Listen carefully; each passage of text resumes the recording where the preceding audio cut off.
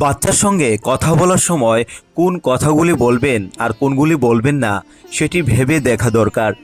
শিশুদের মনস্তত্ত্ব কিন্তু বেশ জটিল। আপনার অসতর্ক হয়ে বলা কোনো কথাও কিন্তু ওর মনের মধ্যে বিরাট প্রভাব ফেলতে পারে। জেনে নিন কোন কথাগুলি শিশুদের ভুলেও বলা উচিত নয়। কোনো দিদি, ভাই বোন কিংবা বন্ধুর সঙ্গে কখনো খুদের তুলনা করবেন না। এতে শিশুর মনে খারাপ প্রভাব পড়তে পারে। আপনার শিশু যেমন, সেই নিজস্বতাকে স্বীকৃতি দিয়েই ওকে এগিয়ে যেতে দিন। তাদের পরীক্ষার ফল দেখে কখনো ভুলেও বলবেন না আরও ভালো হতে পারত। নম্বর নিয়ে তুলনা করতে হলে ওর নিজের নম্বরের সঙ্গে তুলনা করুন। আগের থেকে আদৌ তার কোনো উন্নতি হলো কি না তা ওর নম্বর দেখেই আপনি সবচেয়ে ভালো বুঝতে পারবেন।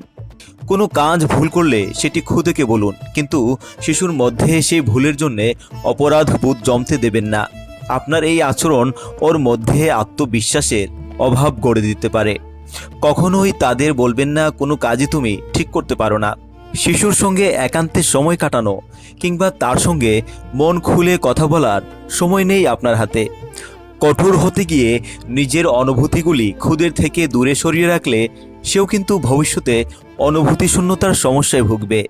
দিনের একটি সময় কেবল শিশুর জন্যই বরাদ্দ রাখুন।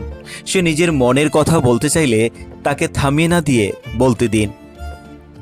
ছেলে ও মেয়ের মধ্যে তফাৎ করবেন না, দুজনকেই একই চোখে দেখুন। ছেলেদেরকে যেসব কাজের জন্য স্বাধীনতা দিচ্ছেন, মেয়েদেরকেও তা থেকে বঞ্চিত করবেন না। মেয়ে হয়ে এই কাজ তোমার মানায় না, এই প্রকার কোনো মন্তব্য কন্যার কাছে করবেন না। আপনার শিশুর জন্য কি করছেন তা ওকে জানতে না দিলেও চলবে। এই প্রকার কোনো মন্তব্য শিশুর মনের উপর বোঝা তৈরি করতে পারে।